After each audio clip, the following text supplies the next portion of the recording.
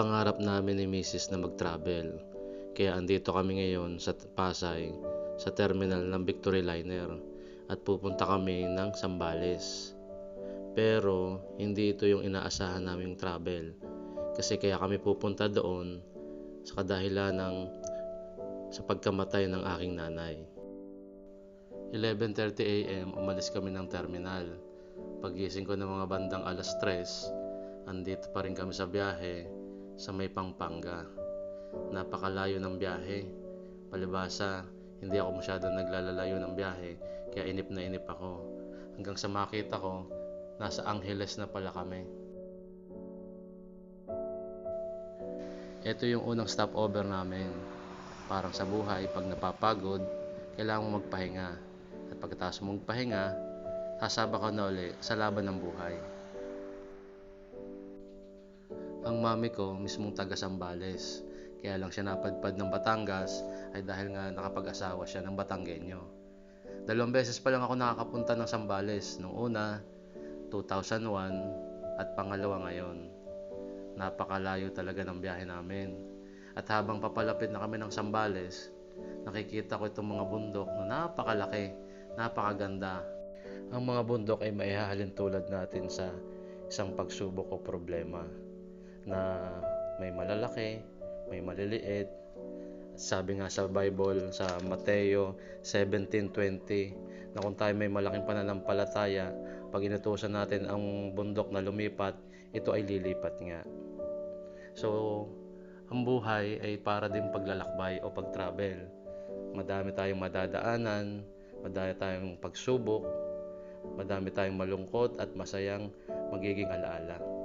Hindi ko na nabidyohan ang pagdating namin sa Masinloc kagabi dahil sa sobrang pagod.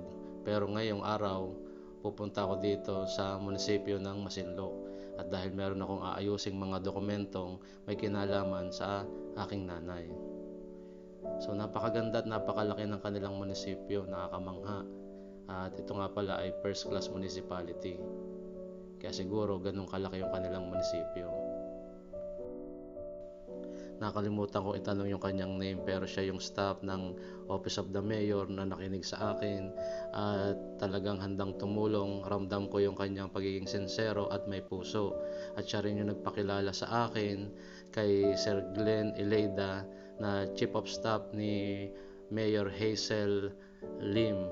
Maraming salamat sa iyo, Sir. At ganun din kay Attorney Arabel Morales.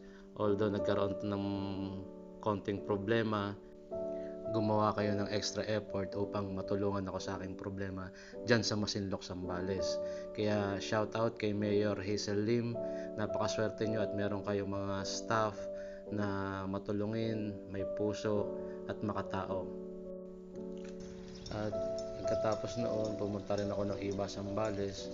Napansin ko talaga dito ay naglalakihan ng kanilang mga munisipyo. Dahil nga ako ang eldest, ako yung nag-aayos ng mga dokumento ng aking nanay at ng aking lola. Kasama ko ang aking tito, Pitoy. Lola, ngiti ka dito. Binibidyo kita, Lola. Ha? Binibidyo kita. Ang aking lola. Maganda na. Gumagawa siya ng bulaklak.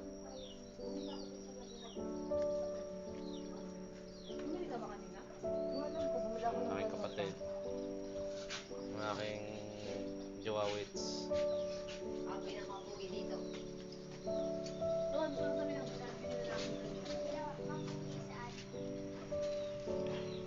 Yung sa plastic na mga gulay. Alam ko doon kasi. Ito na yung huling gabi ng lamay ng aking nanay. Masaya ako kasi nakita ko yung aking mga pinsan, mga pamangkin. Pero lahat yan ay kulang pa. Kaya kahit imagine ninyo, nasa Batangas ako, 2 beses pa lang akong nakakauwi dito sa Zambales. Kaya masaya ako kasi nakita ko yung aking pamilya. Nakakalungkot lang kasi ang mami, halos buong buhay niya ay nasa sa abroad upang itaguyod ang pamilya. Ina-expect namin na pag siya umuwi ay magbabakasyon siya o magpo for good. Pero yun nga, sa kasamaang palad, siya ay binawian ng buhay. So, masasabi ko lang sa inyo, habang buhay ang ating mga mahal sa buhay, dapat ipakita natin yung pagmamahal natin. Iparamdam natin na importante sila, mahalaga sila. Kailangan makamusta natin sila kahit simpleng text or tawag upang sa gayon ma-appreciate nila ang ating pagmamahal. At tatandaan natin na punuin man natin ng mababango at mamagandang bulaklak, hindi na yun makikita ng ating mahal sa buhay. Umiyak man tayo, magsusumigaw man tayo, hindi na nila yun maririnig. Kaya habang buhay ang ating mga mahal sa buhay, ay iparamdam natin na mahal natin sila. Dahil pag wala na, hindi na nila tayo maririnig. Paalam, Mami.